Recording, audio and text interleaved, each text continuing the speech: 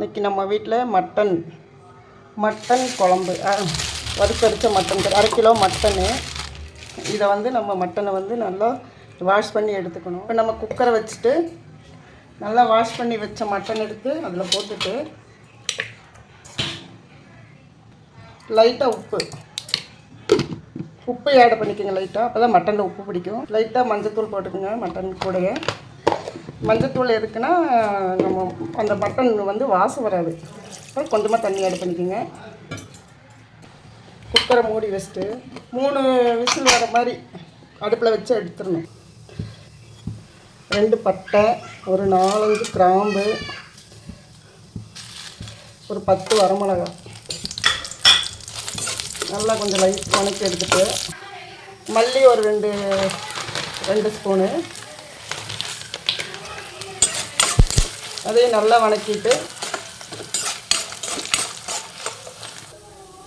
ஒரு 15-20 வெள்ளைப்பூண்டு, ஒரு 10-20 வெங்காயம், சின்ன வெங்காயம் தான் இந்த குழம்புக்கு ரொம்ப டேஸ்ட்டாக இருக்கும்.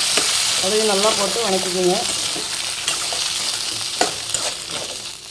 ஒரு கொத்து கருவேப்பிலை, அதையும் நல்லா போட்டு வணக்கிக்கோங்க.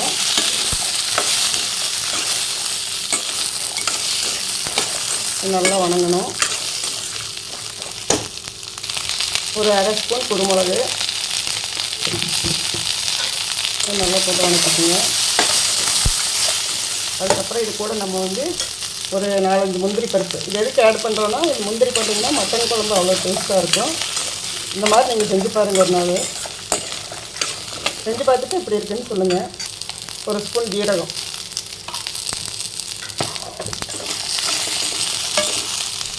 ஜீரகத்தையும் போட்டு நல்லா ஒரு வணக்கிக்கோங்க. இப்போ இது கொஞ்சம் வணங்கி வரட்டும். கூட வந்து நம்ம அரைக்கப்பலாம் எடுப்போம். அந்த தேங்காய் நல்லா வணக்கிடணும். தேங்காயை கொஞ்சம் நல்லா வணக்கிட்டு இது நல்லா வணங்கிடுச்சு. இது நல்லா வணங்கினதுக்கப்புறம் நல்லா ஒரு கிண்டிட்டு அடுப்பு ஆஃப் பண்ணிடுங்க. நல்லா சூடானதுக்கப்புறம் வணக்கின மசாலாவை மிக்ஸி ஜாரில் போட்டுட்டு எல்லா மசாலாவும் போட்டுட்டு நம்ம வந்து லாஸ்ட்டில் தான் நான் இஞ்சி போடுவேன். ஏன்னா எங்கள் அம்மா சொல்லுவாங்க இஞ்சி வந்து வாசமாக இருக்கணும். அதுக்கு என்ன பண்ணணும், வாசமாக இருக்கணும்னா லாஸ்ட்டில் தான் போடணும். மிக்ஸி ஜார் கழுவி கொஞ்சம் தண்ணி ஊற்றுக்கணும், கொஞ்சமாக ஆட் பண்ணிக்கோங்க.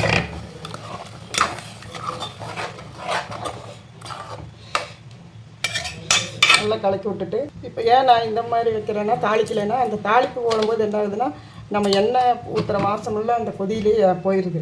அப்புறம் அந்த டேஸ்ட்டே இருக்கிறது இல்லை குழம்பு. அதனால் நல்லா குழம்பு வந்ததுக்கப்புறம் லாஸ்ட்டில் தாளித்து வைக்கணும். ஒரு தாளிப்பு போட்டால் வேலை முடியுது. இப்போ வந்து அடுத்து நம்ம மட்டன் போட போகிறோம். மட்டனில் லைட்டாக உப்பு போட்டிருக்கோம். குழம்புக்கு தேவையான அளவு உப்பு போடலாம். இப்போ மட்டனை போடுறோம். மட்டனை போட்டுட்டு நல்லா ஒரு கலக்கிட்டு நம்ம இந்த மட்டன் குழம்புக்கு ஒரு தாளிப்பு போட போகிறோம். தேங்காய் எண்ணெயில் தாளிச்சிங்கன்னா தான் மட்டன் குழம்பு சூப்பராக இருக்கும். ஏன்னா தேங்காய் எண்ணெய் போடும்போது நல்லா டேஸ்ட்டாகவும் இருக்கும். சின்ன வெங்காயம் ஒரு 2 எண்ணம் நல்லா பொடியாக கட் பண்ணிவிட்டு அதை போட்டுக்கணும். நல்லா செவந்து வந்ததுக்கப்புறம் இப்போ நம்ம என்ன பண்ணோம், அந்த மட்டன் குழம்பு இருக்குல்ல அதில் விட்டு நம்ம அந்த மட்டன் குழம்பு என்னாச்சு பார்க்குறோம். சூப்பராக மட்டன் வெந்திருக்கு பாருங்கள். அதுக்கப்புறம் நம்ம தாளிச்சு ஊற்றுறோம்.